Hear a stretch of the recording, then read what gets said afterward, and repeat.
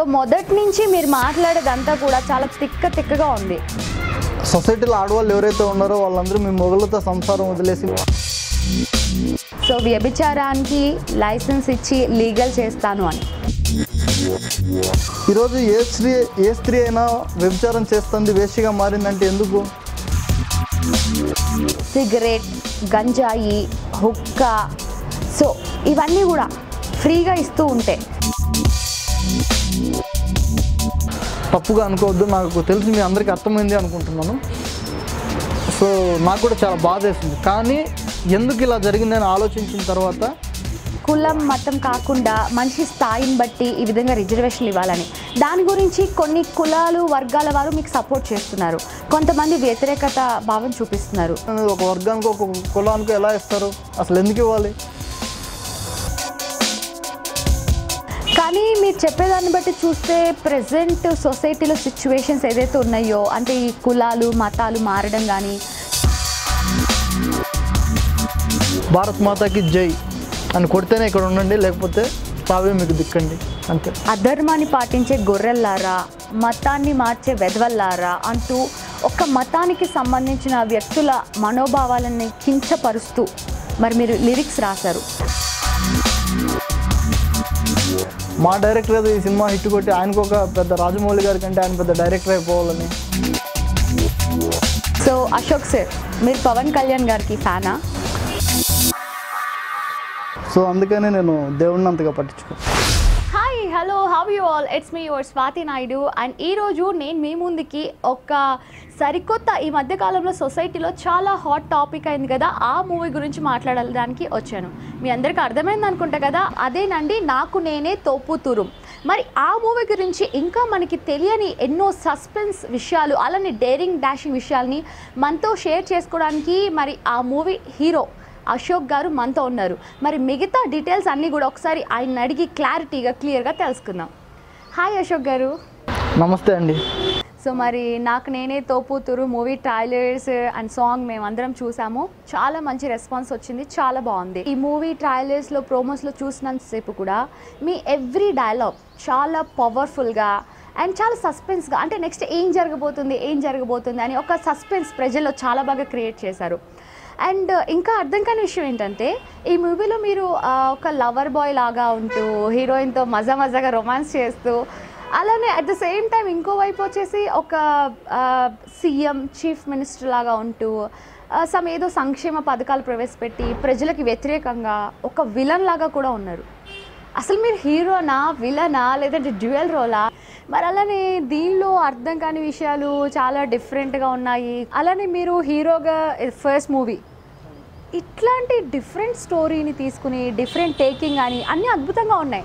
దీని గురించి చాలా ఆన్సర్స్ మీ నుంచి తెలుసుకోవాలని నేను, నాతో పాటు చాలామంది వెయిటింగ్ చేస్తూ ఉన్నాం. సో అశోక్ గారు, మీ మూవీ ప్రోమోస్ చూస్తుంటే సో ఇవన్నీ కూడా కేవలం పబ్లిసిటీ కోసం మాత్రమే కాదు, సో ఇంకేదో మీరు మెసేజ్ ఇవ్వబోతున్నారు అన్నట్టుగా మాకు అనిపిస్తుంది. అండ్ ఇది మీ ఫస్ట్ డెబ్యూట్ మూవీ అయినప్పటికీ కూడా అసలు మీరు ఏ ధైర్యంతో ఇట్లాంటి డిఫరెంట్ కాన్సెప్ట్లో హీరోగా ఎంట్రీ అయ్యారు? మరి అలానే ఇప్పుడు చాలామంది వ్యతిరేక భావం చూపిస్తున్నారు కదా, అంటే నేనే కాదు నాతో పాటు చాలామంది వెయిట్ చేస్తూ ఉన్నారు. సో వాళ్ళందరికీ మీరు అసలు ఏం ఆన్సర్ ఇవ్వబోతున్నారు? దాని గురించి ఈరోజు నేను మీ మూవీ నాకు నేనే తోపుతురుం గురించి కొన్ని క్వశ్చన్స్ అడగబోతున్నాను. సో మరి అడగమంటారా క్వశ్చన్స్? అడగండి. సో అశోక్ గారు, మీ ఫస్ట్ క్వశ్చన్, మీరు దేవుణ్ణి నమ్ముతారా? దేవుణ్ణి నమ్మను, ఎప్పుడు దండం కూడా పెట్టను. ఎందుకంటే నేను ఈ భారతదేశంలో పుట్టాను, ముఖ్యంగా భరతమాత ఒళ్ళో పెరుగుతున్నాను, అన్నదాత పండించి అన్నం తింటూ పెరుగుతున్నాను, ప్రేమ ఆప్యాయతలతో బ్రతకడానికి అమ్మను పొందాను. కారణం ఎవరు? ఈ నేల తల్లి భూమాత. అంతేనా? మనం పుట్టినప్పటి నుంచి మనల్ని మోసి మనం చేసే పాపకర్మలన్నింటినీ భరించి చివరికి మనం చచ్చిన తర్వాత కూడా తన గుండెలకు హత్తుకొని మనకి ఆశ్రయాన్ని కల్పించే ఈ భూమాతకి మొక్కుతాను, కానీ దేవుడికైతే ఎప్పుడూ మొక్కను. ఈ దేశంలో ఈ మట్టితో తన రక్తాన్ని పంచుకొని పుట్టిన మహాతల్లి ఆ సీతాదేవి. అందుకే ఈ దేశాన్ని అగ్నిపునీత సీత అంటాం. ఎందుకంటే సీతాదేవి అంటే ప్రేమకి, పవిత్రతకి ప్రతిరూపం. ఆమె రక్తాన్ని వారసత్వంగా పంచుకొని పుట్టిన వాళ్ళే ఈనాడు మన భారతదేశంలో ఉండే ప్రతి ఒక్క భారతీయ స్త్రీ కూడా. నేనేమంటానంటే కనిపించిన ఆ దైవాలకు మొక్కే కంటే ఇంత పవిత్రమైన ఇంత ప్రేమతో చూసుకునే మనల్ని అమ్మ లాంటి లైక్ ప్రతి ఒక్క స్త్రీని గౌరవిస్తే వాళ్ళకి సరైన రెస్పెక్ట్ అనేది ఇస్తే ఆల్మోస్ట్ దేవుడికి మొక్కినట్టే అనేది నా ఒపీనియన్ అనమాట. ఈ క్షణం నా కళ్ళ ముందు మీరు కూర్చోన్నారు కదా, మీరు కూడా దేవతతో సమానం. అంటే ఇట్స్ డజంట్ మ్యాటర్ లైక్ మీరు వృత్తి ఏంటి, మీ కులం ఏంటి, మీ మతం ఏంటి, మీరు ఎక్కడ పుట్టారు ఎక్కడ పెరిగారు అనేది కాదు సమస్య. మీరు ఈ దేశంలో పుట్టారా లేదా, మీకు అమ్మతనం అనేది ఉందా లేదా, అది ఉంటే ఆటోమేటిక్గా మీరు దేవతతో సమానమే.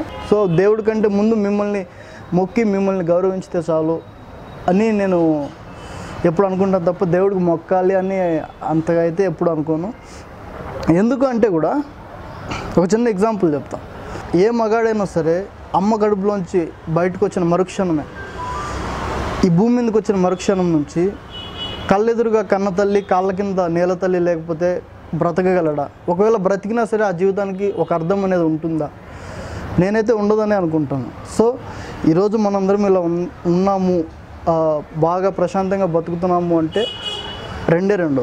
ఒకటి మన తల్లికి జన్మనిచ్చిన నేల తల్లి, మనకు జన్మనిచ్చిన మన కన్న తల్లి. కనిపించిన ఆ దేవుళ్ళకు మొక్కే కంటే కూడా కనిపించే ప్రతి ఒక్క స్త్రీని దైవంగా భావిస్తే చాలు, ఆల్మోస్ట్ దేవుడికి మొక్కినట్టే అని నా ఒపీనియన్. అది కూడా ఎందుకు అంటే ఆ దేవుడు కూడా ఏదో ఒక తల్లి కడుపును పుట్టిన బిడ్డే కదా. సో అందుకనే నేను దేవుడిని అంతగా పట్టించుకోను.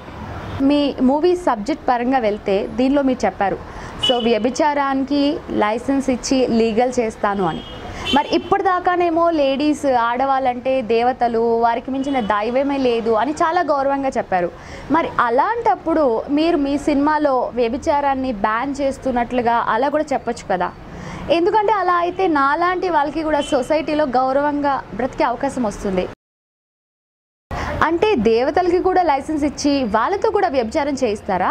అమ్మ తల్లి, వ్యభిచారానికి లైసెన్సులు ఇచ్చి లీగల్ చేస్తానంటే దాని అర్థం సొసైటీలో ఆడవాళ్ళు ఎవరైతే ఉన్నారో వాళ్ళందరూ మీ మొగుళ్ళతో సంసారం వదిలేసి మీరు వచ్చి వ్యభిచారం చేయండి అని కాదు. ప్రజెంట్ లైక్ మన రియల్ లైఫ్లో ఎవరైతే వ్యభిచారం చేస్తూ వేషాలుగా ఉన్నారో వాళ్ళకంటూ ఈరోజు మనం చూసుకుంటే ఒక సరైన ఐడెంటిటీ అనేది లేదు సొసైటీలో. లైక్ ప్రభుత్వం దగ్గర నుంచి కానీ, పోలీసుల దగ్గర నుంచి కానీ, కామన్ పీపుల్ దగ్గర నుంచి కానీ.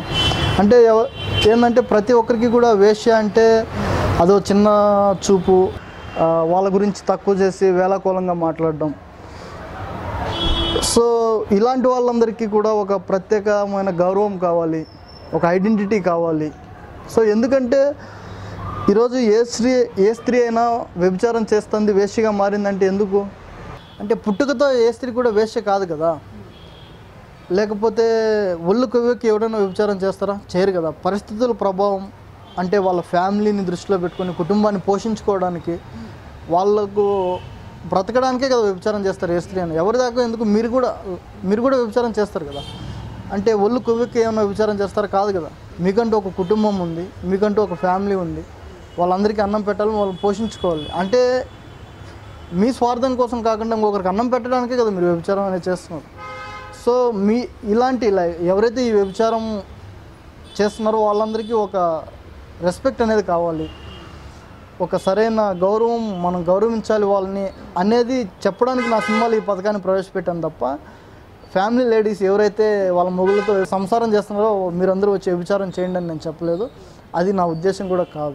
సో అశోక్ గారు, మరి మీరు ఈ మూవీలో సీఎంగా ఉన్నప్పుడు మరి అలానే ఒక సపరేట్గా ఒక పథకం ప్రవేశపెట్టారు తక్కీలా అని చెప్పి, అలానే డయల్ 200 అంటే 200కి డయల్ చేస్తే 2 నిమిషాల్లో మందు బాటిల్ మీ ఇంటి ముందు ఉంటుందని పెట్టారు. మరి దీనివల్ల చాలామంది లేడీస్కి చాలా ఇబ్బంది అవుతుంది కదా. అలానే ఇంట్లో ఉండే చిన్న పిల్లలకి కూడా, అలానే వారు తాగుడికి బానిసలు అయిపోయి వాళ్ళ ఫ్యూచర్ అంతా కూడా గందరగోళంగా అయిపోతుంది కదా. మరి దీని గురించి చాలామంది తీవ్ర ఆందోళన వ్యక్తం చేస్తున్నారు. వాళ్ళకి ముఖ్యంగా మహిళా సంఘాలకి మీరిచ్చే ఆన్సర్ ఏంటి?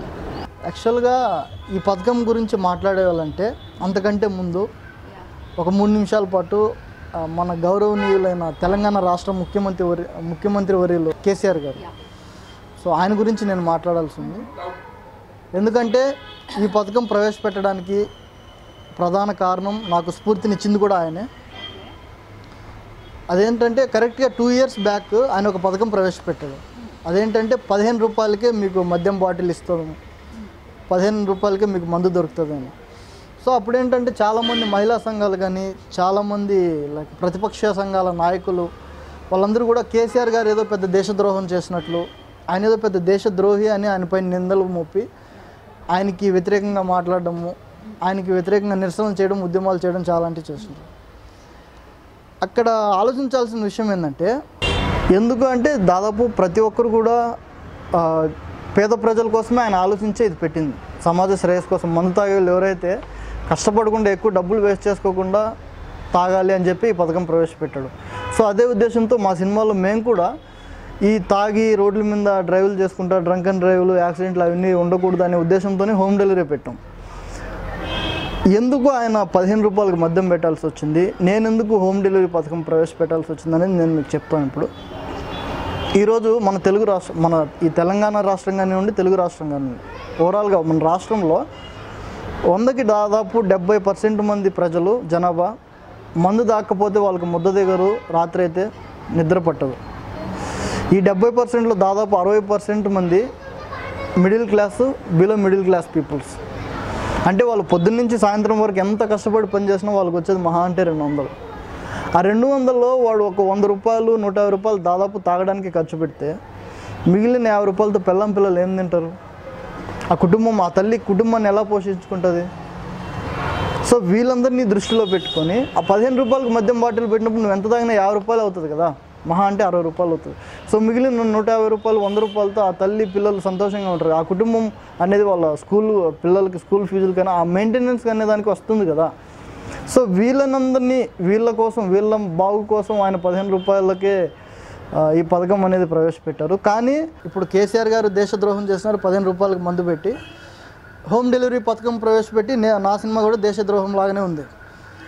మరి ఎవరైతే ప్రజా సంఘాలు, మహిళా సంఘాలు ఆ రోజు మందు బ్యాన్ చేయాలి, 15 రూపాయలు మద్యం బాటిల్ తీసేయాలని వాళ్ళపైన వ్యతిరేకత చూపించినారో, సేమ్ టైం మందు హోమ్ డెలివరీ పెట్టినందుకు నా సినిమా దేశానికి అగెనిస్ట్గా ఉందని సర్టిఫికెట్ ఇచ్చినారో, వీళ్ళందరూ కూడా అసలు ఒక మందే దేశం చెడిపోవడానికి కారణమైతే అసలు మందునే బ్యాన్ చేసేటట్టు వీళ్ళు ఉద్యమాలు ఇవన్నీ చేయొచ్చు కదా, నిరసనలు చేయొచ్చు కదా. సో 15 రూపాయలకి మందు బాటిల్లో కొని మద్యం తాగితే తప్పు, 100 రూపాయలకి, 150 రూపాయలకి 100 పెట్టి మందు తాగి ఎక్కడ పడితే అక్కడ పడిపోతే అది తప్పు కాదా? అంటే సొసైటీలో ప్రజల దగ్గర డబ్బు అంత ఎక్కువైపోయిందా? అంటే అశోక్ గారు, అప్పుడు గొడవలు చేసింది మహిళా సంఘాలు, అలానే లేడీస్ ఎక్కువ కదా. ఎందుకంటే ఆ విధంగా 15 రూపాయలకే మందు బాటిల్ ఇవ్వడం వల్ల వాళ్ళ మొగ్గుళ్ళు వాళ్ళతో ఇంకా సంసారాలు ఎక్కడ చేస్తారు అని చెప్పి చాలా గొడవలు అందుకనే జరిగినాయి. సరే అండి, ఇప్పుడు నా సినిమాలో ఆ హోమ్ డెలివరీ పథకాన్ని పక్కకు పెట్టేద్దాం.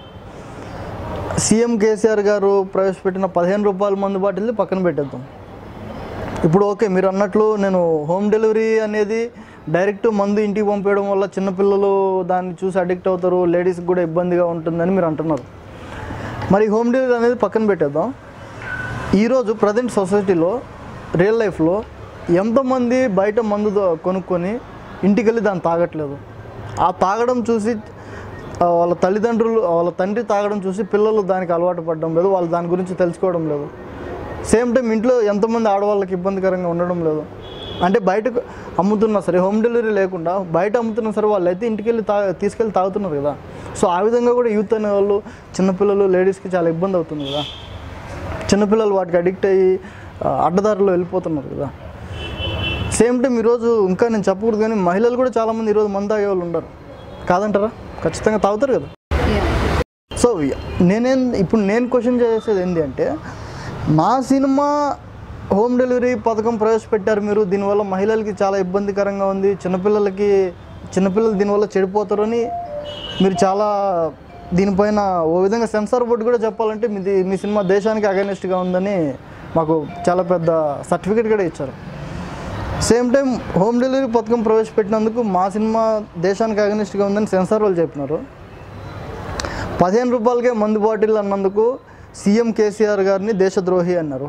సో వీళ్ళందరూ నిజంగా ఆ సెన్సార్ బోర్డు వాళ్ళు, ఆయనకు వ్యతిరేకంగా పోరాటాలు చేసిన వాళ్ళందరికీ వీళ్ళకి నిజంగా దేశభక్తి అనేది ఉంటే, వీళ్ళకి దేశం మీద ప్రేమ ఉంటే, మరి ఆ మందు వల్లనే సమాజం అనేది చెడిపోతుంది అని వీళ్ళు అనుకుంటే, ఆ మందు అనేది లేకుండా మొత్తానికి బ్యాన్ చేయాలని వీళ్ళు గొడవలు నిరసనలు రాస్తారోకోలు చేయొచ్చు కదా. అంటే మద్యపానాన్ని సిగరెట్ పాన్పురా గుట్కా నిషేధించగలిగితే మరుక్షణం వితిన్ సెకండ్స్లో మా సినిమా మేము ఆపేస్తాం. నేను ఎందుకంటే దేశం చెడిపోవాలా, దేశాన్ని అడ్డదారిలో తీసుకెళ్లాలని నేను సినిమా చేయలేదు. ఇలా పెట్టినా సరే దీని వెనకాల ఒక మంచి రీజన్ చెప్పి దేశాన్ని మార్చాలి, దేశం బాగుపడాలని చెప్పి నేను సినిమాని తీశాను. దానికి ఎవరో వచ్చి గొడవలు చేయాల్సిన అవసరం లే, మీ సినిమా దేశానికి అగైనెస్ట్గా ఉందని ఒకటి నాకు సర్టిఫికెట్ ఇవ్వాల్సిన అవసరం లేదు, గొడవలు రాస్తారోకోలు కూడా చేయాల్సిన అవసరం లేదు. సో అందుకే నేను స్ట్రైట్గా వేసే క్వశ్చన్ ఏంటంటే, ఎవరైతే ఇవన్నీ మాట్లాడుతున్నారో వాళ్ళందరికీ మీరు సిగరెట్ పాన్పురా గుట్కా గంజాయి మద్యపానం నిషేధించండి, ప్రభుత్వం దగ్గర నిషేధించాలని వాళ్ళపైన ఒత్తిడి తీసుకురండి. మరుక్షణమే ఈ సినిమా నా సినిమా మా సినిమా కాల్ చేస్తాం మేము, అవసరమైతే బయటికి రానివ్వం. అంటే అశోక్ గారు, ఈ సినిమా కోసం మీరు దాదాపుగా 1 year పైగా కష్టపడ్డారు. అలానే ప్రొడ్యూసర్ గారు తన దగ్గర ఉన్న డబ్బులన్నీ సినిమా పైన పెట్టారు. సో మీరు ఇలా చేస్తే ఆ సినిమాకి లాస్ కదా. అంటే ఉన్న పలంగా ఆ ప్రొడ్యూసర్ అప్పుల్లో కూరుకుపోతారు. అప్పుడు ఆయన పరిస్థితి ఏంటి అసలు? అవును, పెడితేనే కదా సినిమా అంత అవుతుంది.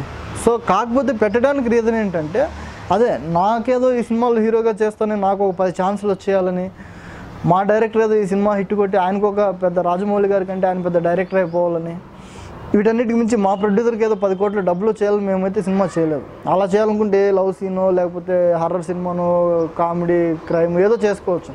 దేశం బాగుండాలి అని చెప్పి ఒక ఉద్దేశంతో ఒక సంకల్పంతో ఇంత పెద్ద కాన్సెప్ట్తో మేము రాం కదా, ఇంత పెద్ద రిస్క్ చేసి.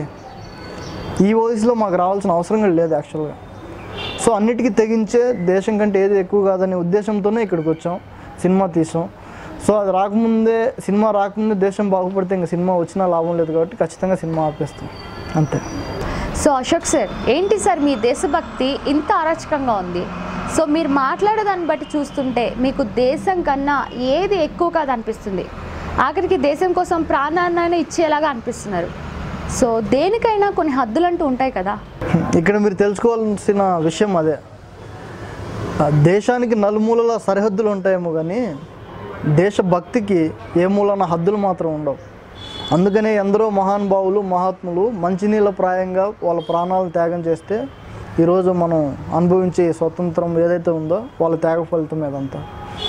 సో అందుకనే దేశభక్తి గురించి మనం ఎక్కువ మాట్లాడుకోవద్దు, మనకు ఆ అర్హత లేదనుకుంటున్నాను. సో అశోక్ సార్, మరి ఇంకొక పథకం కూడా ఉంది, దాని పేరే ఉఫ్ ఉఫ్. సో మరి ప్రజలకి రేషన్ షాపుల్లో రేషన్కి బదులుగా సిగరెట్, గంజాయి, హుక్కా, సో ఇవన్నీ కూడా ఫ్రీగా ఇస్తూ ఉంటే ప్రజలకి తినడానికి తిండే లేదు. వీటితో ఏం చేసుకోవాలి? సో ప్రెజెంట్ సొసైటీలో చాలామంది దీనిపైన ఎక్కువగా వ్యతిరేకత చూపిస్తున్నారు. దానికి మీ ఆన్సర్ ఏంటి? నాకు తెలిసినంత వరకు ఈ ఒక్క క్వశ్చన్కి ఆన్సర్ మాత్రం మీరు సినిమాలో చూస్తే మీకు బాగా అర్థమవుతుంది అనుకుంటున్నాను. ఎందుకంటే ఇక్కడ నేను చెప్పొచ్చు ఇప్పుడు, కానీ చెప్తే ఆ సినిమాలో ఆ సీన్కి మేము ఇచ్చిన ఇంపార్టెన్స్ కానివ్వండి, అది చూసేటప్పుడు ఆ ఎగ్జైట్మెంట్ ఆ ఫీల్ ఏదైతే ఉందో అది మిస్ అయిపోతారేమో అని నా ఫీలింగ్. సో ఈ ఒక్క క్వశ్చన్కి ఆన్సర్ మాత్రం మీరు సినిమాలో చూడండి, చాలా బాగుంటుంది. సో అశోక్ గారు, మరి అలానే మీ సినిమాలో రిజర్వేషన్స్ గురించి కూడా కొన్ని సీన్స్ ఉన్నాయి. అంటే కులం మతం కాకుండా మనిషి స్థాయిని బట్టి ఈ విధంగా రిజర్వేషన్లు ఇవ్వాలని, దాని గురించి కొన్ని కులాలు వర్గాల వారు మీకు సపోర్ట్ చేస్తున్నారు, కొంతమంది వ్యతిరేకత భావం చూపిస్తున్నారు. సో దానికి మీ ఆన్సర్ ఏంటి? అసలు రిజర్వేషన్ అనేది ఎందుకు ఇవ్వాలి? కేవలం ఒక కులానికే ఒక మతానికే ఎందుకు ఇవ్వాలి? అలా ఇస్తే ఏమవుతుంది, ఏ కులానికి అయితే రిజర్వేషన్ ఉందో ఆ కులం మాత్రమే బాగుంటుంది, దేశంలో మనుషులందరూ బాగుండరు కదా. సో ఇది నచ్చిన వాళ్ళు దీనికి సపోర్ట్ చేస్తున్నారు, నచ్చిన వాళ్ళు దీనికి వ్యతిరేకంగా కామెంట్లు చేస్తున్నారు. సో దీనివల్ల నాకైతే ఎటువంటి నష్టం లేదు. అంటే భారతదేశం అంటేనే అదే కదా సార్, విభిన్న కులాలు మతాలు జాతులు అన్నీ కలిస్తేనే కదా భారతదేశం అనేది. అందుకనే మన దేశాన్ని భిన్నత్వంలో ఏకత్వం ఉన్న దేశంగా పిలుస్తారు. కరెక్టే, భారతదేశం అంటే వివిధ కులాల వివిధ మతాల విభిన్న జాతుల సమూహం, భిన్నత్వంలో ఏకత్వం. నేను కూడా ఎప్పుడో చిన్నప్పుడు బుక్లో చదువుకున్నది యాక్చువల్గా. కానీ ఇక్కడ నాకు డౌట్ ఏంటి అంటే, కులం పుట్టిన తర్వాత దేశం పుట్టిందా, మతం పుట్టిన తర్వాత దేశం పుట్టిందా? కులం మతం పుట్టిన తర్వాత దేశం పుట్టిందా, దేశం పుట్టిన తర్వాత కులం మతం పుట్టాయి? ఈ దేశంలో దేశమే పుట్టింది, తర్వాత మనుషులు పుట్టారు. సో భారతదేశం అంటే కులం కాదు, మతం కాదు. భారతదేశం అంటే మనుషులు మంచిని పంచుతూ, మంచితనంగా బ్రతుకుతూ, మంచిని 10 మందికి పంచుతూ, మానవత్వంతో బ్రతికే మనుషులు. సో మరి అలాంటప్పుడు దేశం అంతా బాగుండాలి అంటే ఆ రిజర్వేషన్ అనేది ఒక వర్గానికి, ఒక కులానికి ఎలా ఇస్తారు? అసలు ఎందుకు ఇవ్వాలి? ఓకే, అలా ఇచ్చారు. ఎప్పుడో స్వతంత్రం వచ్చినప్పుడు 70 ఏళ్ళకి ముందు. ఆ రోజు, ఆ టైంలో, ఆ పరిస్థితులకు అనుగుణంగా ఆ సమయంలో ఎవరైతే ప్రజలు ఏ వర్గాన్ని, ఏ కులం అయితే, ఏ వర్గం అయితే, ఏ కులం అయితే అణగారిపోయి ఉందో, అంటరానితనంలో మగ్గిపోతుందో, బానిసత్వ ఈ దేశంలో పుట్టి మనతో పాటు పెరుగుతూ బానిసలుగా, బ్రిటిష్ వాళ్ళు ఎలాగైతే మనల్ని బానిసలుగా పాలించారో, మనం ఆ టైంలో మనం అంటే మనతో పాటు పుట్టిన వాళ్ళనే, ఎస్సీ ఎస్టీలో ఉండే వాళ్ళని మనం వాళ్ళని అంటరానితనంగా భావిస్తూ చాలా చులకనగా చూసి వాళ్ళకి మినిమం రెస్పెక్ట్ కూడా ఇచ్చేవాళ్ళు కాదు ఆ రోజుల్లో. సో అలాంటి వాళ్ళని దృష్టిలో పెట్టుకొని వాళ్ళందరూ బాగుండాలి, వాళ్ళు కూడా మనుషులే అనే కదా రిజర్వేషన్లు ఇచ్చారు. వాళ్ళు కూడా ఎదగడానికే కదా. అంటే ఇక్కడ మీకు పాయింట్ అర్థమైందా? ఆ రోజు అంబేద్కర్ గారు రిజర్వేషన్లు పెట్టారంటే రీజన్ ఏంది? వాళ్ళు కూడా అట్టడుగు వర్గాల వారైనా సరే, బలహీన వర్గాల వారైనా సరే, వెనుకబడిన కులం వాళ్ళైనా సరే, వాళ్ళకంటూ ఒక మనసు ఉంది, వాళ్ళకంటూ ఒక మనస్సాక్షి ఉంది, వాళ్ళకంటూ కొన్ని కుటుంబాలు ఉన్నాయి. వాళ్ళు కూడా ఈ దేశంలో పుట్టిన వాళ్ళే. ఈ దేశంలో పుట్టిన ప్రతి మనిషి కూడా సమానమే. కులం, మతం, వర్గం కాదు ఇక్కడ ఇంపార్టెంట్. ఈ దేశంలో పుట్టామా లేదా అది మీరు గుర్తించకపోవడం వల్ల, వాళ్ళకి సరైన సహకారాలు, సరైన రెస్పెక్ట్ ఇవ్వకపోవడం వల్ల, వాళ్ళకి న్యాయం జరగకపోవడం వల్ల వాళ్ళు అంటరానితనం వాళ్ళుగా పిలువబడుతున్నారు. వాళ్ళు వెనుకబడిన వర్గాల వాళ్ళుగా మిగిలిపోయారు. సో వాళ్ళు కూడా మనుషులే మనలాగా. వాళ్ళకు మనస్సాక్షి అనేది ఉంటుంది. వాళ్ళు కూడా ముందుకు రావాలి, వృద్ధిలోకి రావాలి. అప్పుడే దేశం బాగుంటుందని కదా రిజర్వేషన్లు పెట్టారు. ఎప్పుడు స్వతంత్రం వచ్చినప్పుడు, ఆ రోజు ఆ పరిస్థితులకు తగ్గట్టు. సో మరి 70 ఏళ్ళ తర్వాత అంటే ఈరోజు ఈ పరిస్థితుల్లో ఎవరినైతే ఆ రోజు అంబేద్కర్ గారు ఎవరినైతే గుర్తుపెట్టుకుని ఎవరి గురించి అయితే ఈ రిజర్వేషన్లు పెట్టారో వాళ్ళందరూ ఈరోజు కూడా అలానే ఉన్నారా? ఆ రోజు వాళ్ళు ఏ స్థాయిలో, ఏ స్థితిలో అయితే ఉన్నారో ఈరోజు కూడా వాళ్ళు అదే స్థితిలో ఉన్నారా? లేరు కదా, మారారు కదా. ఆ రాజ్యాంగం రాసిన మహానుభావులు పోయారు, దాన్ని అమలు చేసిన ప్రభుత్వాలు పోయినాయి, దాన్ని తీసుకున్న ఎన్నో తరాలు పోయినాయి, ఎంతోమంది మనుషులు మారారు, గవర్నమెంట్లు మారారు, ఎన్నో పరిస్థితులు మారాయి, ఎన్నో కాలాలు మారాయి. ఇన్ని మారిన తర్వాత ఈ రిజర్వేషన్లు అనేది ఎందుకు మారకూడదు? అంటే ఇక్కడ మీరు ఇంకొక విషయం కూడా అర్థం చేసుకోవాలి. అంటే నేను ఎస్సీ ఎస్టీ వాళ్ళు తినకూడదు, వాళ్ళకి ఏదో అగైనెస్ట్గా నేను ఇక్కడ మాట్లాడడం ఉండదు. సేమ్ జస్ట్ మీరు ఒక చిన్న ఎగ్జాంపుల్ ఇక్కడ అర్థం చేసుకోవడానికి ట్రై చేయండి. అంబేద్కర్ గారు రిజర్వేషన్లు పెట్టడానికి రీజన్, దేశం అంటే కులం కాదు, మతం కాదు, దేశం అంటే మనుషులు. సో కులానికి, మతానికి సంబంధం లేకుండా ప్రతి మనిషికి మనిషి గౌరవించుకుంటూ ప్రతి ఒక్కరూ మంచిగా బ్రతకాలనే రీజన్తోనే ఈ రిజర్వేషన్లు అనేటివి పెట్టారు. సో మరి ఈరోజు వాళ్ళందరూ కూడా సమాజంలో తలెత్తుకొని గర్వంగా బ్రతుకుతున్నారు. తరతరాలకి, కొంతమంది అయితే తరతరాలకు కూర్చొని తిన్న తరగని ఆస్తి అంతస్తులు సంపాదించారు. సో ఇప్పటికీ ఎవరి కోసమైతే రిజర్వేషన్లు పెట్టారో వాళ్ళైతే అందరూ బాగుపడ్డారు. అందరూ అంటే వాళ్ళు కూడా ఇంకా ఎదగని వాళ్ళు ఉండరు. సేమ్ టైం ఆ రోజు ఎవరి పరిస్థితి అయితే దీనంగా ఉన్నదో, ఎవరైతే అట్టడుగు స్థాయిలో ఉన్నారో, ఈ 70 ఏళ్ళ తర్వాత వాళ్ళందరూ ఎదిగిపోయారు ఈ రిజర్వేషన్ల వల్ల. ఎవరైతే ఇటుపక్క ఓసీలు, బీసీలు వీళ్ళేది ఉన్నారో వాళ్ళు వీళ్ళ స్థాయికి వెళ్ళిపోయినారు కదా. 70 ఏళ్ళ ముందు ఎవరైతే ఎస్సీ ఎస్టీలు ఏ స్థాయిలో అయితే ఉన్నారో, ఈ స్వతంత్రం వచ్చిన తర్వాత ఈ 70 ఏళ్లలో ఓసీలు ఆ స్థాయికి, ఆర్థిక పరంగా అంత స్థాయికి దిగజారిపోయినారు ఈ రిజర్వేషన్ వల్ల. అందుకు ఈ రిజర్వేషన్ అనేది దేశం అంతా బాగుండాలి కాబట్టి, ఒక దేశ పౌరుడిగా ఒక కులానికి, మతానికి సంబంధం లేకుండా మనిషిని బట్టి ఇవ్వండి ఈ రిజర్వేషన్ అనేది, అప్పుడే దేశం బాగుంటుందని నా సినిమాలో నేను చెప్పాను. సో ఇంకొక విషయం ఇక్కడ నేను చెప్పదలుచుకుంది ఏంటంటే, నేను ఇలా చెప్పిన వెంటనే దీనికి పెద్ద రెస్పాన్స్ వచ్చేసి గవర్నమెంట్లు అన్నీ పెద్ద దీనిపైన యాక్షన్ తీసుకొని ఇప్పటికిప్పుడు రిజర్వేషన్లు మార్చేస్తారు, తీసేస్తారు, మనిషిని బట్టి, ఆర్థిక స్తోమతను బట్టి రిజర్వేషన్లు ఇస్తారని అయితే నాకు అసలు లేదు. అలా చేయరు కూడా. కానీ ఎందుకు చెప్పానంటే, ఈ దేశంలో పుట్టినందుకు ఈ దేశ పౌరుడిగా నా బాధ్యతగా స్వీకరించి, ఇది నా బాధ్యత అనుకొని అలా పెట్టడం జరిగింది. అలా బాధ్యత అంటే ఒక కులాన్ని తీసి ఇంకో కులానికి చేయండి, ఇంకో కులాన్ని తీసి ఇంకో కులానికి మార్చండి, ఒక మతానికి ఇంపార్టెన్స్ ఇవ్వండి, ఒక కులానికి ఇంపార్టెన్స్ ఇవ్వండి అని నేను చెప్పట్లే. అప్పుడు ఈ దేశంలో ఉండబోయేది ఇందాక మీరు అన్నారు కదా, భారతదేశం అంటే వివిధ కులాల, వివిధ మతాల, వివిధ వర్గాల సమూహం అని. సో ఈ రిజర్వేషన్ అనేది ఇలాగే కొనసాగితే సరిగ్గా 30 సంవత్సరాల తర్వాత ఈ దేశంలో వివిధ కులాలు ఉండవు, వివిధ మతాలు ఉండవు, వివిధ వర్గాలు, జాతులు కూడా ఉండవు. ఉండబోయేది ఒకటే కులం, ఒకటే మతం, అదే ఎస్సీ ఎస్టీ కులం, అదే క్రిస్టియన్ మతం. అంటే ఇక్కడ మీరు అర్థం చేసుకోవాల్సిన విషయం ఒకటి ఉంది.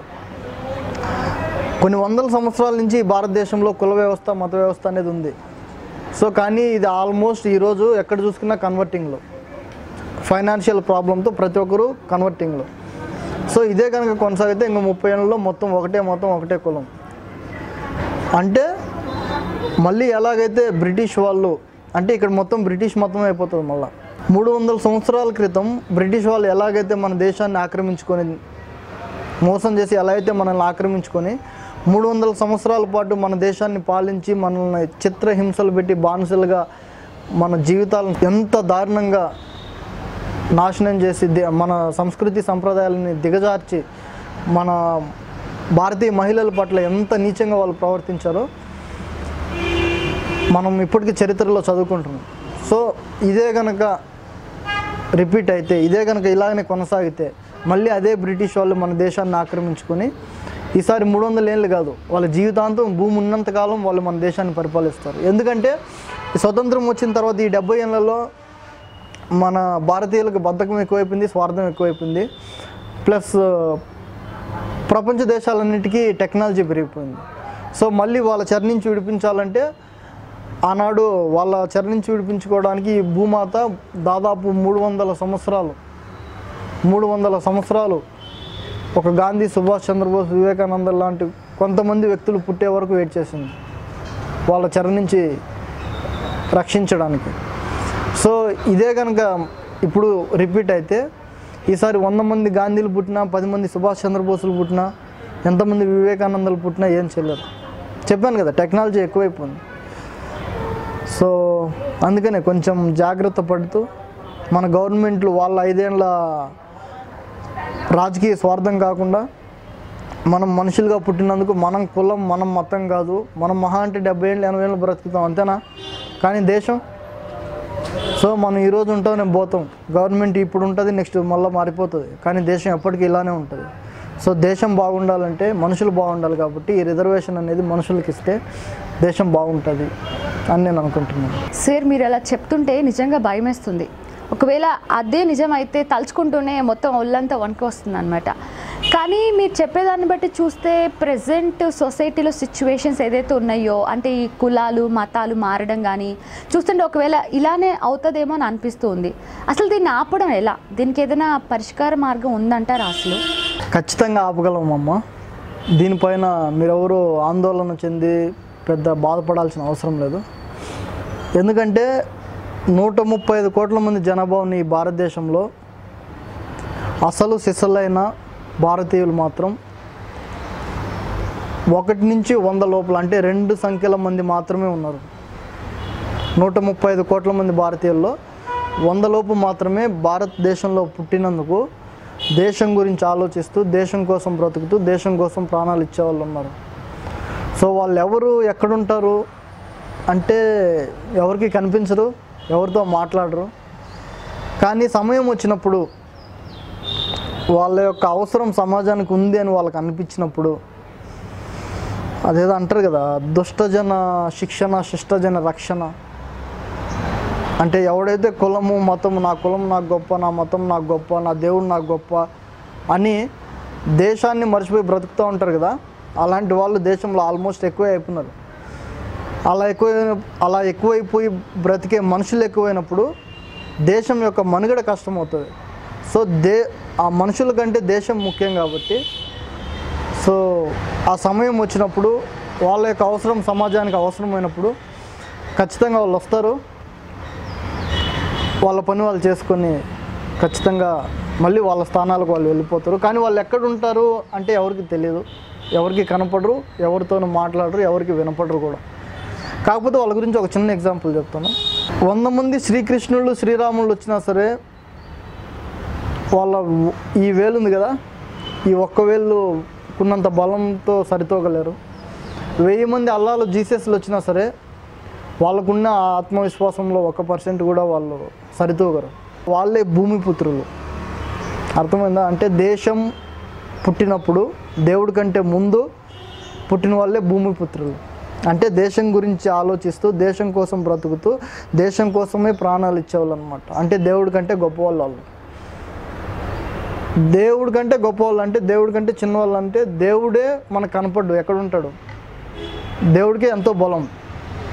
అట్లాంటిది దేవుడి కంటే ముందు పుట్టిన వాళ్ళకి ఎంత బలం ఉంటుంది?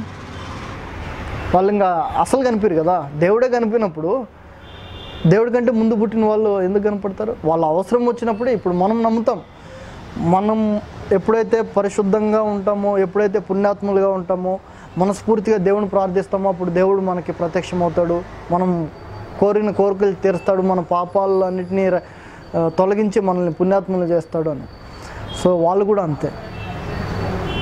ఎప్పుడైతే దేశం కాదు, ఇలా దేవుళ్ళే ముఖ్యం, మతాలే ముఖ్యం, కులాలే ముఖ్యం అని బ్రతికే మనుషులు ఎక్కువ అవుతారో వాళ్ళని తొలగించడానికి వీళ్ళు బయటకు వస్తారన్నమాట.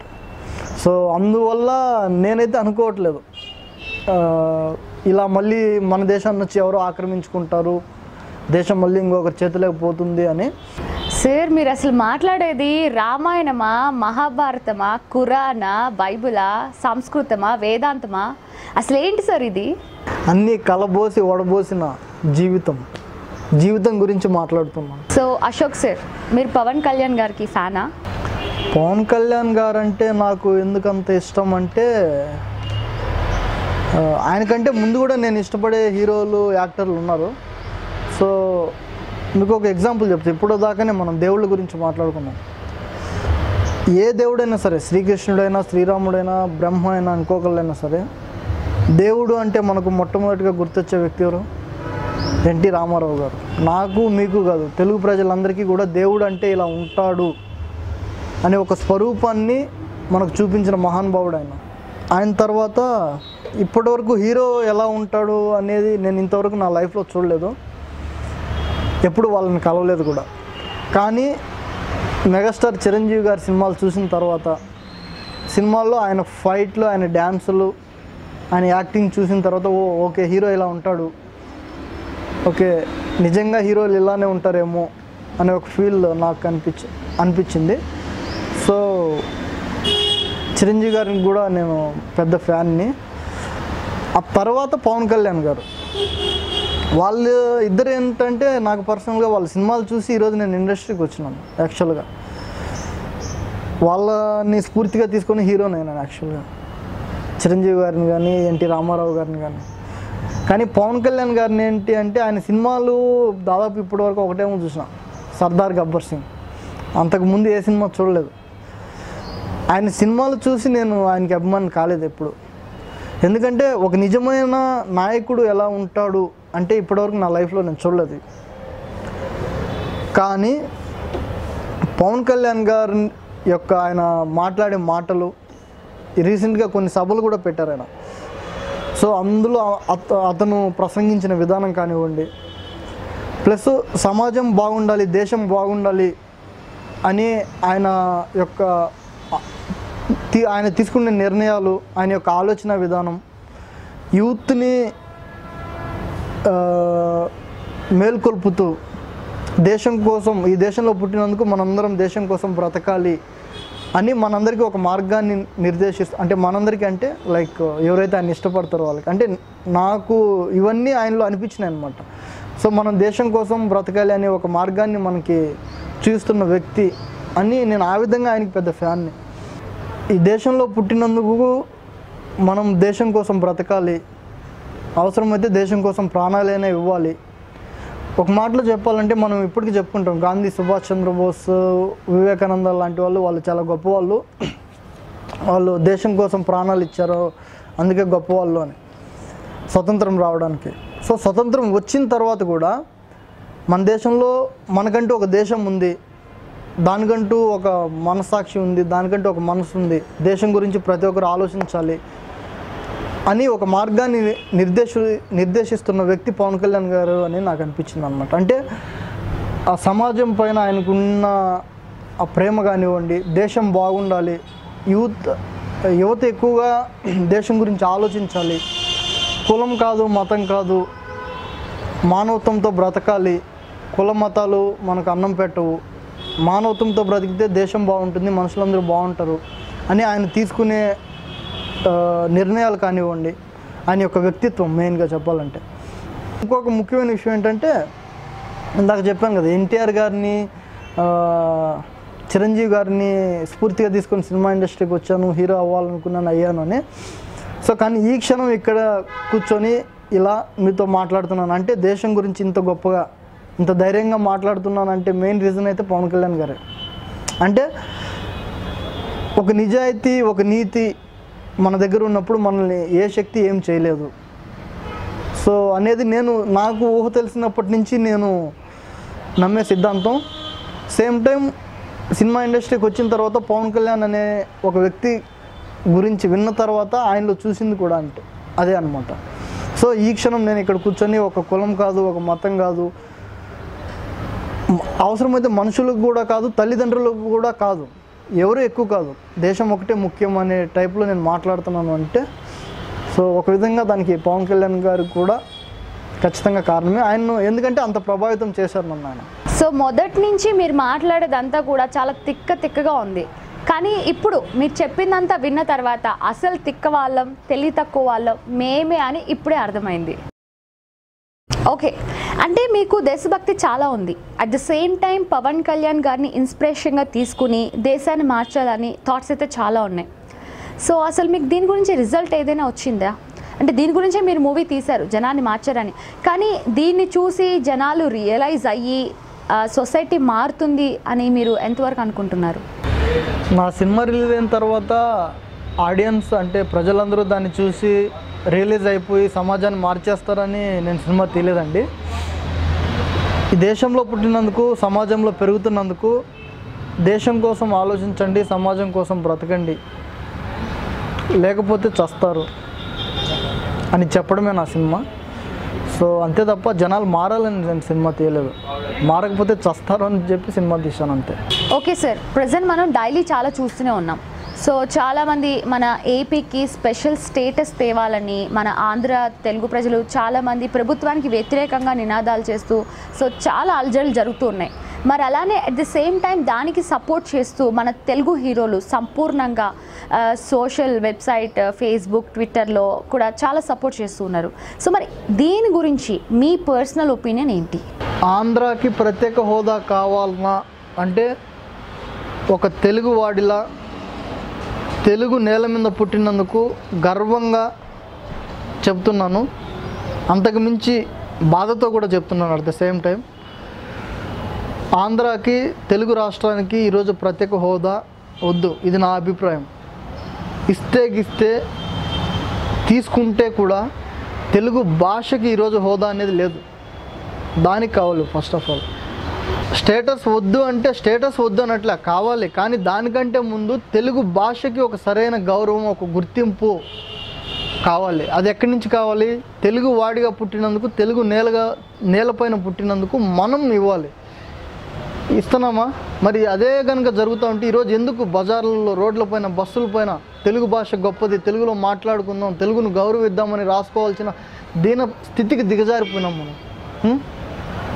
అంటే మన స్వార్థం కోసం, మనం చదివే ఇంగ్లీష్ చదువుల కోసం, ఇక్కడ మనం బ్రతికే 100 సంవత్సరాల కోసం, కొన్ని వేల సంవత్సరాల చరిత్ర కలిగిన మన తల్లి కంటే గొప్పదైన తల్లి లాంటి తెలుగు భాషను మనం ఈరోజు మన చేతులారా బజార్కి ఇచ్చినాం. ఈరోజు మరి అది ఏరా అంటే తమిళనాడు స్ఫూర్తిగా తీసుకుందామంటారు. మరి ఎంతమంది ఈరోజు తమిళనాడులో తమిళ్కి గౌరవం ఇస్తున్నారు? మరి అంతేమంది ఈరోజు వాళ్ళని స్ఫూర్తిగా తీసుకొని మనం తెలుగులో మాట్లాడుతున్నామా? ఎంతమంది తెలుగువాడిగా పుట్టినందుకు తెలుగు చూసి చదవగలుగుతున్నారు, తెలుగు చూసి దాన్ని రాసి దాని భావాన్ని చెప్పగలుగుతున్నారండి? మరి ఇలాంటి వాళ్ళందరూ కూడా హోదా గురించి మాట్లాడితే ఏరా అంటే మాకు ప్రభుత్వాలు వ్యతిరేకంగా ఉన్నాయి, సెంట్రల్ గవర్నమెంట్ రెస్పెక్ట్ ఇవ్వట్లేదంటే ఎవరు? నీ తల్లి కంటే గొప్పది, నీకంటూ ఒక ఆశ్రయాన్ని ఇచ్చి, నీకంటూ ఒక అడ్రస్ని ఇచ్చిన భాష రుణం నువ్వు తీర్చుకోలేనప్పుడు, ఆ బాధ్యతతో ఆలోచించలేనప్పుడు ఎవడో వచ్చి నీకు హోదా ఎందుకు ఇస్తాడు? మరి నువ్వు కరెక్ట్గానే ఉంటే మరి ఈరోజు తెలుగు భాష గొప్పది, దేశ భాషలో తెలుగులో తెలుగును కాపాడుకుందామని ఎందుకు మనం రోడ్ల మీద రాసుకోవాల్సిన పరిస్థితి? ఎందుకు తిరిగే బస్సుల్లో మనం రాసుకుంటున్నాం? ఎందుకు ఇంత దీనస్థితికి దిగజారిపోయి ఆఖరికి సినిమాల్లో కూడా మెసేజ్ ఇవ్వాల్సిన పరిస్థితి? ఇంగ్లీష్ వాళ్ళు పోతే ఏమైనా చెప్పిపోయినారా? మీరు ఇంగ్లీష్లోనే మాట్లాడాలి, ఇంగ్లీషే చదవాలి, లేకపోతే మళ్ళీ మేము వచ్చి మిమ్మల్ని వేస్తామని కాదు కదా. తప్పుగా అనుకోవద్దు. ఎందుకంటే ఈరోజు తెలుగు భాష ఆల్మోస్ట్ చచ్చిపోయిన పరిస్థితి. ఇంగ్లీష్ వాడు ఎవడు చెప్పలే వెళ్ళిపోయేటప్పుడు నువ్వు ఇంగ్లీష్లోనే మాట్లాడు, ఇంగ్లీష్ మీడియమే చదువు, లేకపోతే మళ్ళీ మేము వస్తాము అని. సో తెలుగు రాష్ట్రానికి ప్రత్యేక హోదా కంటే కూడా మన భాషను మనం గౌరవించుకుందాం. ఆటోమేటిక్గా హోదాలు కాదు కదా, అంతకు మించి ఏమన్నా కావాలన్నా మనకు వచ్చేస్తాయి. ఓకే సార్, ఇప్పటి వరకు నేను అడిగిన ప్రతి ప్రశ్నకి మీరు చాలా బాగా ఆన్సర్ చెప్పారు. మరి అట్ ద సేమ్ టైం కొన్ని కులాల్ని మతాల్ని విమర్శించారు. సో ఓవరాల్గా దీని అంతా బట్టి ఏమర్థమైందంటే మీకు దేశం కంటే ఏది ఎక్కువ కాదు, దేశభక్తి చాలా ఉంది. సో దేశం కోసం ఏం చేయడానికన్నా రెడీ అని తెలిసింది. కానీ మళ్ళీ లాస్ట్లో మీరు సుభాష్ చంద్రబోస్, గాంధీజీ లాంటి వాళ్ళని చులకన చేస్తూ కించపరుస్తూ మీ మూవీలో కొన్ని డైలాగ్స్ ఉన్నాయి. మరి వాళ్ళని దిగజార్చినట్టుగా ఆ వర్డ్స్ ఉన్నది. మరి అసలు మీ మూవీలో వీటిని ఎందుకు పెట్టారు? సో దీని గురించి మీరు ఏమంటారు? ఎంతసేపు గాంధీ, సుభాష్ చంద్రబోస్, వివేకానంద వగైరా అంటే గాంధీ, సుభాష్ చంద్రబోస్, వివేకానంద ఎవరు వాళ్ళందరూ అసలు? ఈ దేశంలో పుట్టినందుకు, దేశం కోసం బ్రతుకుతూ, దేశం కోసం ప్రాణాలు విడిచిపెట్టి, దేశం కోసం ఎలా బ్రతకాలనో మనకు చెప్పిన వాళ్ళే కదా. అంటే వాళ్ళేనే ఈ దేశంలో పుట్టింది, వాళ్ళేనే ఈ దేశం కోసం బ్రతకాల్సింది, వాళ్ళేనే ఈ దేశం కోసం చావాల్సింది. మనం ఈ దేశంలో పుట్టినందుకు మనం ఎందుకు బ్రతకకూడదు దేశం కోసం? మనం ఎందుకు చావకూడదు దేశం కోసం? మనం ఎందుకు ఆలోచించకూడదు దేశం కోసం? ఇవన్నీ పక్కన పెట్టేస్తే కనీసం మన కోసం, మన దేశం కోసం చనిపోయే సైనికుల గురించైనా మనం కనీసం ఈరోజు ఆలోచిస్తున్నామా? ఎరా అంటే బిజీ. గాంధీ, సుభాష్ చంద్రబోస్, వివేకానంద వగైరా అంటే ఇది వాళ్ళ స్థాయిని దిగజార్చి వాళ్ళ యొక్క అభిమానుల మనోభావాలు దెబ్బతీయడానికి ఈ డైలాగ్ పెట్టలేదు. యాక్చువల్గా వాళ్ళు గొప్పవాళ్ళు ఎవరికి? మనకి. కానీ భరతమాతకి కాదు. భరతమాతకి ప్రతి బిడ్డ కూడా గొప్పవాడవాలనే ఉంటుంది. అర్థమైందా మీకు? సో అంటే నేను అనేది ఏంటంటే స్వతంత్రం వచ్చిన తర్వాత ఇన్ని ఏళ్ళకు కూడా మనం ఇంకా వాళ్ళనే తలుచుకుంటున్నాం, మన బాధ్యతను మనం మర్చిపోతున్నాం. సో మళ్ళీ ఎందుకు ఇంకో గాంధీ లాంటి వాడు, అంతకంటే గొప్పవాడు ఎందుకు పుట్టకూడదు ఈ దేశంలో? ఇంకో వివేకానంద లాంటి వాళ్ళు, ఇంకో సుభాష్ చంద్రబోస్ లాంటి వాళ్ళు ఎందుకు పుట్టకూడదు ఈ దేశంలో? మనం ఎందుకు వాళ్ళ ఆలోచించకూడదు? ఎందుకు ఎప్పుడు వాళ్ళ గురించి, వాళ్ళ చరిత్రల గురించి గొప్పగా చెప్పుకుంటూ మన బాధ్యతలు మనం ఎందుకు మర్చిపోవాలి? మీకు ఒక చిన్న ఎగ్జాంపుల్ చెప్తాను. ఒక తల్లికి 6 మంది బిడ్డలు ఉన్నారనుకుంటే అందులో 5 మంది దాదాపు ఒకడు ఐఏఎస్ అయ్యాడు, ఇంకొకడు ఐపీఎస్ అయ్యాడు, ఇంకొకడు ఒక స్టేట్కి చీఫ్ మినిస్టర్ అయిపోయారు, ఇంకొకడేమో ఒక ఇండియన్ సూపర్ స్టార్ అయిపోయినాడు. అంటే 6 మందిలో 5 మంది ఒక్కొక్కడు దేశం గర్వించదగ్గ ప్రతి ఒక్కరు ఐడెంటిటీ చేయగల ఒక స్థాయికి ఎదిగినారనమాట. కానీ ఒక్కడు మాత్రమే పిచ్చిపట్టి పనికి మాలిన పనులన్నీ చేసుకుంటూ రోడ్డు మీద విచ్చలవిడిగా పిచ్చిపట్టి అట్లంటే అట్లా తిరుగుతున్నాడు. సో ప్రజలు కానీ సొసైటీ కానీ 5 మంది గురించి ఎప్పుడు గొప్పగా చెప్పుకుంటుంది. ఎందుకంటే అతను సీఎం, ఇతను ఐఏఎస్ ఐపీఎస్, చాలా గొప్పవాడు, చాలా మంచి యాక్టరు. కానీ అతను కన్న తల్లి ఎవరైతే ఉందో ఆ తల్లి మాత్రం ఈ ఒక్కడి గురించే ఎక్కువ ఆలోచించి బాధపడుతూ ఉంటుంది. వాళ్ళ 5 మందిని చూస్తూ ఆనందపడుతూనే అంతకంటే ఎక్కువ ఇతన్ని చూసి ఎక్కువ బాధపడుతుంది కన్న తల్లి మాత్రం. సో భారతదేశం కూడా అంతే. మనము గాంధీ, సుభాష్ చంద్రబోస్, వివేకానంద లాంటి వాళ్ళ గురించి చెప్పుకుంటూ మన బాధ్యతను మర్చిపోతున్నాం.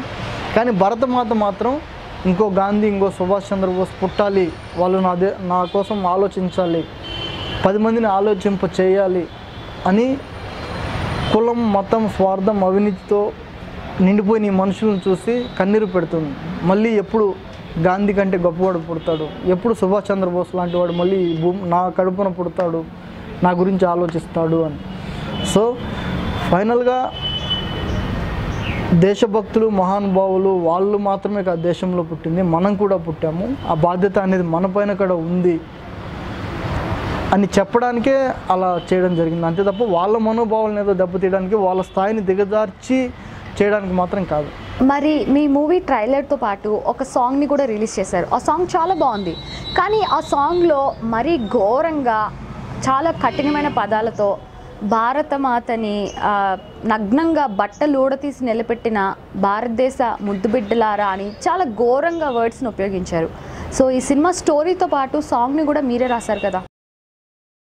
మరి ఇప్పటి వరకు కులం కాదు, మతం కాదు, మనుషులు కాదు, దేశమే ముఖ్యం, ఇంపార్టెంట్ అని చాలా బాగా చెప్పారు.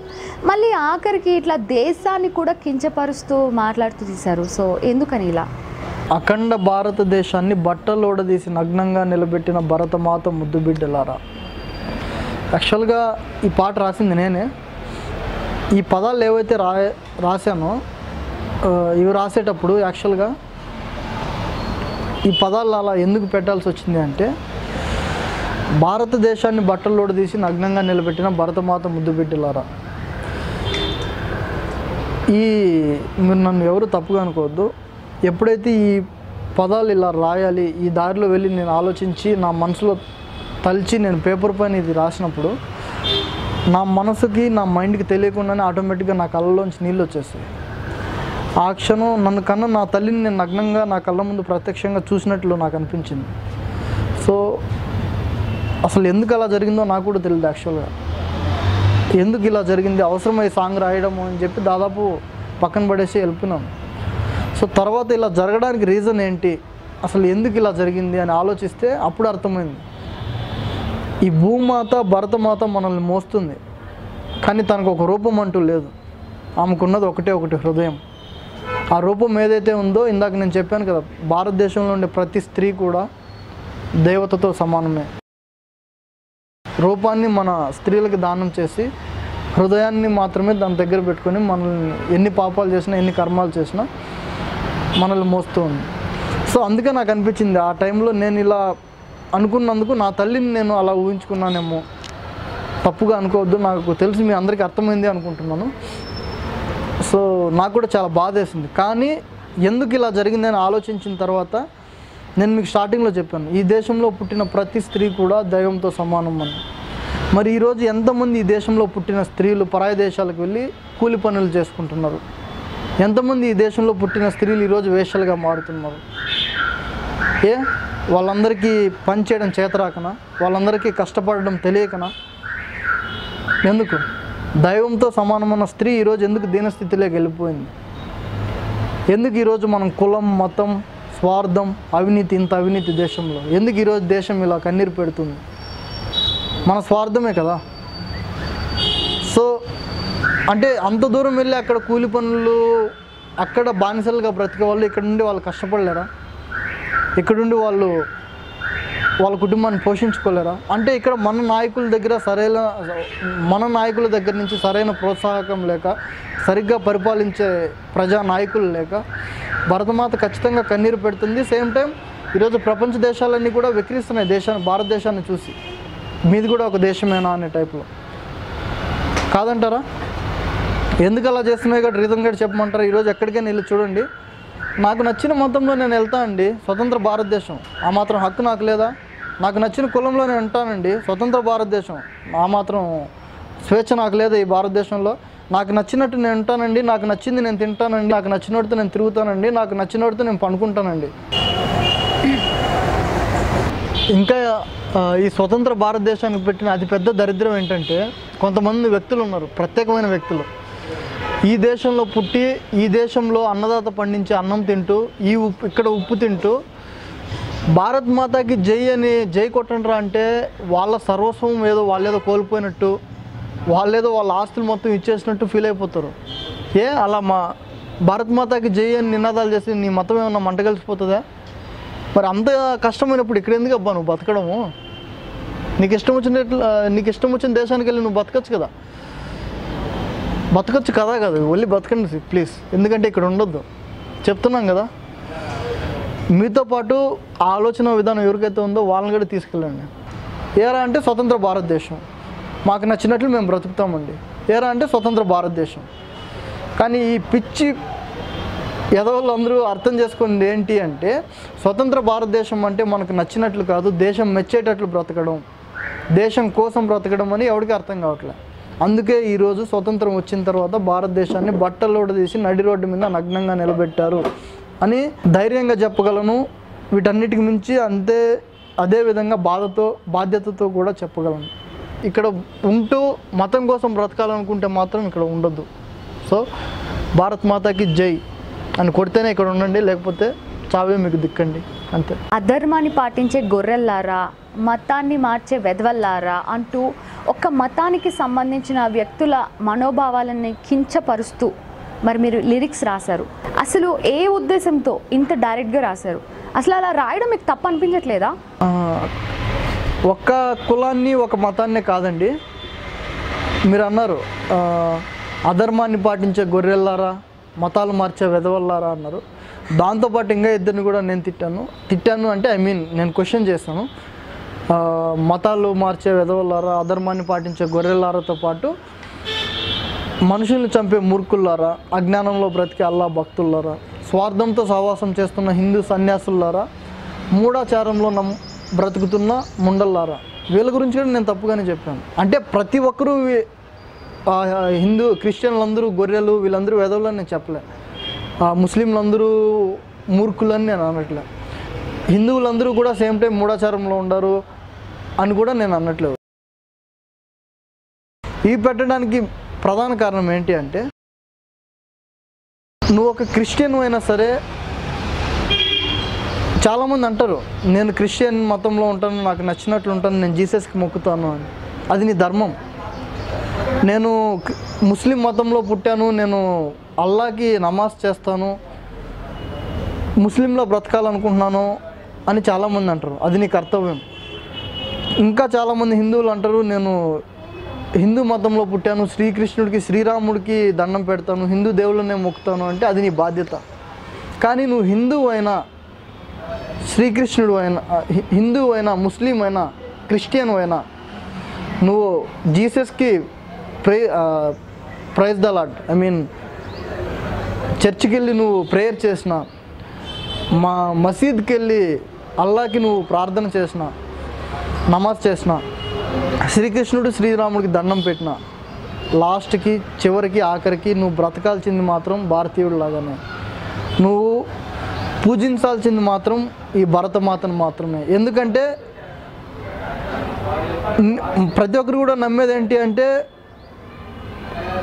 నేను పరిశుద్ధంగా ఉండి, నేను పరిపూర్ణంగా ఉండి, మనస్ఫూర్తిగా దేవుడిని కోరుకుంటే, ఏదన్నా కోరికలు కోరుకుంటే మనకి అన్నీ నెరవేరుస్తాడు, మనల్ని పాపాల నుండి రక్షించి మనల్ని పుణ్యాత్మలను చేస్తాడు అని మనందరం అనుకుంటాం. కానీ ఒక్కసారి ఇలా ఎవరైతే అనుకుంటారో మీరందరూ కూడా ఒకసారి ఆలోచించండి. నువ్వు చర్చికి వెళ్ళి ప్రేయర్ చేస్తున్నావన్నా, సేమ్ టైం మసీద్కి వెళ్ళి నమాజ్ చేస్తున్నావన్నా, ఇలా హిందూ మత దేవుళ్ళకి మొక్కుతున్నావన్నా, ఆ చర్చిని కానివ్వండి, ఆ మసీదుని కానివ్వండి, మీ దేవుళ్ళని కానివ్వండి, మనుషులందరినీ కానివ్వండి, మోస్తున్నది ఎవరు? మనందరికీ ఒక ఆశ్రయాన్ని ఇచ్చి, ఒక అడ్రస్ని ఇచ్చి, తినడానికి తిండి ఇచ్చి, పండించడానికి ఒక రైతునిచ్చి, మనల్ని 24 గంటలు కాపాడడానికి ఒక సైనికుడిని ఇచ్చింది ఎవరు? భూమాతనే కదా, భరతమాతనే కదా. సో నేను ధైర్యంగా గర్వంగా చెప్తున్నాను, ఏ దేవుడైనా సరే దేశం కంటే తక్కువే. నా దేశం తర్వాతనే నీ దేవుడు. దేవుడు కులం మతం గొప్ప అనుకునే వాళ్ళని దృష్టిలో పెట్టుకొనే, అది హిందూ అయినా సరే, క్రిస్టియన్ అయినా సరే, ముస్లిం అయినా సరే, అన్ని మతాల్లోనూ అలాంటి వాళ్ళు ఉండరు. డైరెక్ట్గా ధైర్యంగా చెప్తున్నాను. అలాంటి వాళ్ళని ఉద్దేశిస్తూ, అలాంటి వాళ్ళని మనసులో పెట్టుకునే, నిజంగా వాళ్ళు నా దృష్టిలో మూర్ఖులే. దేశం కంటే వాళ్ళకి దేవుడు గొప్ప అంటే వాళ్ళు మూర్ఖులే ఖచ్చితంగా. ఎందుకంటే నా దేశం నాకు గొప్ప, ఎందుకంటే నీ దేవుడికి ఆశ్రయాన్ని ఇచ్చేది నా దేశం కాబట్టి. సో ఇలాంటి వాళ్ళని నేను టార్గెట్ చేశాను తప్ప, ఇలాంటి వాళ్ళని మనసులో పెట్టుకొని ఈ పాట రాశాను తప్ప, అందరూ వెధవులు, అందరూ గొర్రెలు, అందరూ మూర్ఖులు, అందరూ మూఢాచారంలో ఉండారని అయితే కాదు. ఎవడైతే దేవుడి కంటే దేశం గొప్ప అనుకుంటాడో వాడే గొప్పవాడు. ఎవడైతే దేవుని కంటే దేశం గొప్పది కాదు అనుకుంటాడో వాడు మూర్ఖుడే ఖచ్చితంగా. సో అందుకే ఈ లిరిక్స్ రాస్తాను. సో మీ మనోభావాలు ఏమైనా దెబ్బతీసింటే కూడా it's okay, I don't mind. So Ashok garu, ఫైనల్గా మీ మూవీ గురించి ఒక్క మాటలో చెప్పాలంటే ఏం చెప్తారు? ఒక్క మాటలో కాదు, 4 మాటల్లో చెప్తాను. సమయం లేదు మిత్రమా, కులం నీకు కూడు పెడుతుందా, మతం నీకు మరణాన్ని ఆపుతుందా, మానవత్వంతో బ్రతుకు, భక్తితో భరతమాతకి మొక్కు, ఇది ఇష్టమైతేనే ఇక్కడ బ్రతుకు, నీకు ఇష్టం వచ్చినట్లు బ్రతకాలనుకుంటే ఇకపై చావే నీకు దిక్కు. ఎందుకంటే ఇది మన దేశం, మనందరి దేశం. దేశంలో పుట్టినందుకు దేశం కోసం బ్రతుకుదాం, దేశం కోసం చస్తూ దేశం మీసం మెల్లేద్దాం. జై Hind. So nice Ashok garu. So first ఏదో కొంచెం డిఫరెంట్ థాట్స్ ఉండే, కానీ మొత్తం ఈ ఇంటర్వ్యూ మొత్తం అయిన తర్వాత I'm also eagerly waiting me movie ఎప్పుడెప్పుడు చూద్దామని. Because it's a very good message movie. ప్రజలందరూ ఈ సినిమా చూసి మారి ఇంకా మనకి చాలా మంచి రోజులు రావాలని నేను మనస్ఫూర్తిగా ఆశిస్తున్నాను. So thank you Ashok garu, thank you so much. ధన్యవాదాలు. హాయ్ అండి, నా పేరు Samrat. Please watch all the interviews and gossips on India Glitz YouTube channel and also subscribes to IG Telugu.